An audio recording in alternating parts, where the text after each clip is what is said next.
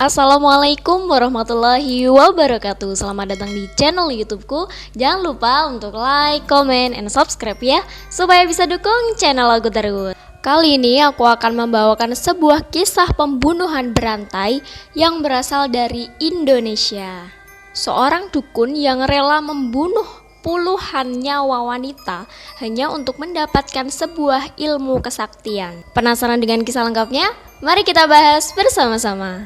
Suraji lahir pada 10 Januari 1949 di Deli Serdang, Sumatera Utara. Ahmad Suraji merupakan anak pertama dari dua bersaudara. Ahmad Suraji ini anak dari sepasang suami istri yang bernama Jogan dan Sartik.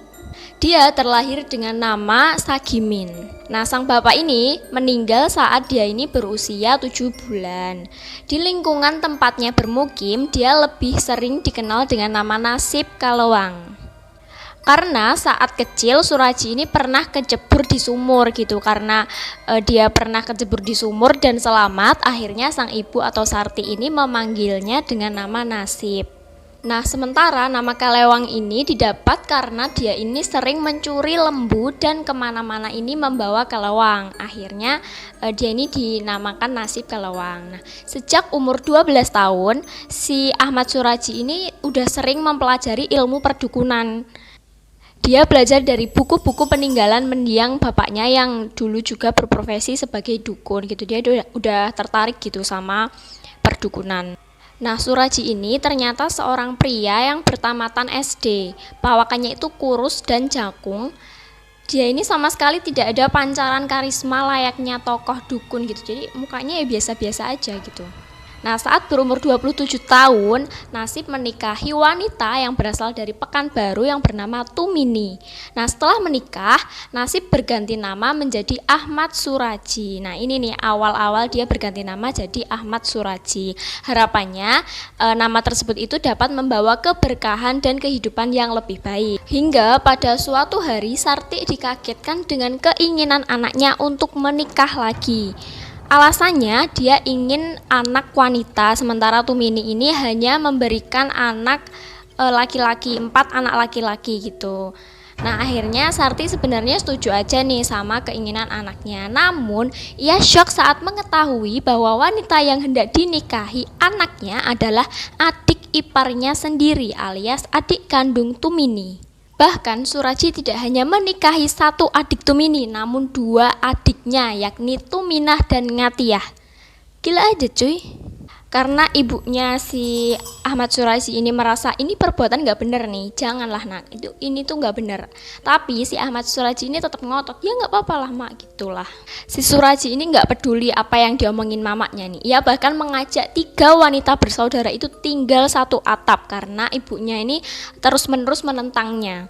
Suraji akhirnya mengusir ibu kandungnya dari rumah. Jahat betul lah nih ya, bener kan? Parah. Awalnya tuh gimana sih sampai si Ahmad Suraji ini nekat membunuh puluhan wanita hanya untuk mendapatkan ilmu saktinya itu? Ceritanya tuh begini. Nah, pada malam hari saat si Ahmad Suraji ini tidur, Suraji mengaku bermimpi didatangi mendiang ayahnya. Kemungkinan besar sih iblis yang menyamar ya, bukan ayahnya lagi nih. Nah, ia ini mendapat bisikan gaib akan diwariskan sebuah ilmu yang maha sakti. Oh my god. Katanya ilmu ini tak terkalahkan, sebuah kesaktian yang bisa digunakan untuk mengalahkan lawan sekaligus menolong dan mengobati orang. Mukjizat kali ya. Hanya syaratnya yang berat. Supaya bisa menguasai ilmu kesaktian tersebut secara sempurna, Suraji harus menumbalkan 72 nyawa wanita. Gila guys, itu sinting gila. Salah satu prosedur wajibnya dengan menghisap air liur mereka. Awalnya nih Suraji bimbang nih, ya enggak ya. Namun hasrat memiliki ilmu yang sakti mandraguna itu begitu menggelora, apalagi ilmu ini dianggapnya mampu menolong orang. Dalam batinnya akhirnya muncul sebuah kesimpulan, tak ada salahnya mengorbankan sejumlah nyawa untuk kebaikan yang lebih besar. Gila ya kau nih, udah sinting kali. Entah akhirnya ini si Suraji ini benar-benar sakti atau tidak, namun masyarakat ini menganggap Suraji ini adalah orang yang pintar atau dukun. Bahkan panggilan Datuk akhirnya disematkan kepadanya. Tidak sedikit orang yang mendatangi rumah Suraji untuk meminta pertolongan, baik berobat karena sakit, pasang susu agar terlihat cantik, memikat suaminya agar tidak tergoda dengan perempuan lain. Pokoknya banyak lah. Sebut saja namanya Yanti, seperti dituliskan dalam buku The Bastard Legacy, warisan legendaris para bedebah karya Jonathan. Ia merupakan salah satu korban Suraji yang berhasil melarikan diri. Pada suatu hari, Yanti bertemu temannya yang terlihat cantik dan segar. Sang teman ini bercerita, dia merasa lebih percaya diri setelah mendapat bantuan seorang dukun sakti yang bernama Ahmad Suraji atau dukun AS ini. Nah, kemudian Yanti tergoda lalu mendatangi kediaman Suraji. Awalnya biasa aja, layaknya berkonsultasi dengan dukun-dukun kebanyakan pada umumnya. Yanti dibacai mantra dan disuruh meminum air putih yang sudah diludahi Suraji. Untuk ritual selanjutnya, Yanti mesti bertemu dengan Suraji lagi pada malam hari di perbatasan desa. Curiga kan ya, udah gak bener nih. Karena tak merasa curiga, Yanti mengiyakan ajakan Suraji. Dalam pertemuan itu, Yanti diajak ke sebuah ladang tebu di belakang rumah. Suasananya betul-betul sepi dan gelap.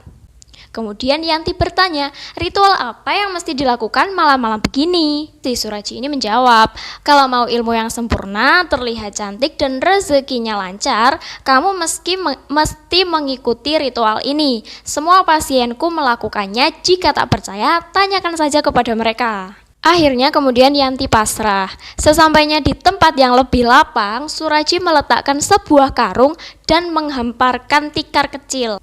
Kemudian Yanti diminta melepas seluruh pakaiannya. Semula wanita muda ini ragu-ragu ya kali. Tapi karena hasrat untuk terlihat cantik nih dan lancar rezekinya sangat besar, dia mematuhi perintah Suraji. Udah gak bisa berpikir jernih nih Yanti ini. Yanti. Namun ketika Suraji berusaha ingin membunuh, Yanti ini kemudian akhirnya berhasil kabur. Alhamdulillah ya. 11 tahun sudah Suraji melakukan kegilaan biadab itu dan berhasil menyembunyikan segala perbuatannya dari masyarakat maupun pihak kepolisian. Cara membunuhnya pun beragam, tapi yang pasti ia selalu melakukan ritual menjijikkan sebelum menghabisi nyawa korbannya, yaitu dengan meminum air liur dan mempreteli harta benda dari korban-korbannya tersebut. 27 April 1997, Desa Seisemayang, Deli Serdang, tempat Suraji tinggal mendadak gempar ketika ditemukan sosok mayat wanita tanpa busana di kebun tebu.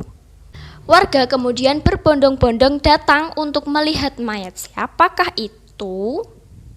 Keadaan semakin memanas ketika ada seorang wanita desa yang bernama Sri Kemala Dewi yang berumur 21 tahun hilang sejak 3 hari terakhir. Dan benar saja ternyata mayat itu adalah mayat dari Sri Dewi itu. Mendapati kasus tersebut, kepolisian Mapolsek Sunggal segera menerjunkan para aparatnya untuk mengendus apa, siapa, dan bagaimana mayat Dewi itu bisa sampai di situ gitu.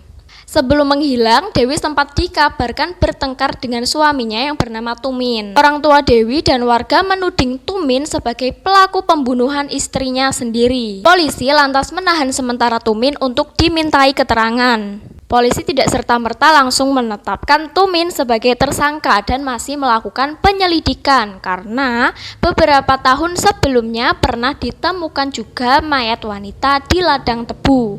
Motifnya sama, namun korbannya ini berbeda. Kasus sempat dihentikan karena tidak adanya bukti yang kuat. Akan tetapi secercah titik terang datang ketika seorang warga desa yang bernama Andreas berujar dirinya mengantarkan Dewi ke rumah dukun yang bernama Ahmad Suraji untuk berkonsultasi di hari menghilangnya wanita itu. Polisi kemudian menindaklanjuti laporan itu dan mendatangi rumah Suraji untuk menanyainya perihal Dewi. Suraji mengakui bahwa Dewi memang datang ke rumahnya untuk berkonsultasi dan selepas maghrib wanita itu udah pulang, baliklah ke rumahnya. Karena polisi tak cukup bukti untuk menangkap Suraji, kasus lagi-lagi dihentikan. Polisi tak menyerah, satu persatu laporan orang hilang ini mereka dalami beberapa tahun terakhir. Nyatanya banyak orang dilaporkan hilang yang kebanyakan ini merupakan pasien dari Suraji. Tak menunggu waktu yang lama, polisi langsung menggerebek dan menggeledah rumah Suraji. Di sana mereka menemukan pakaian dan perhiasan wanita yang salah satunya adalah milik Dewi tadi. Suraji dan ketiga istrinya kemudian dibekuk untuk pemeriksaan lebih lanjut.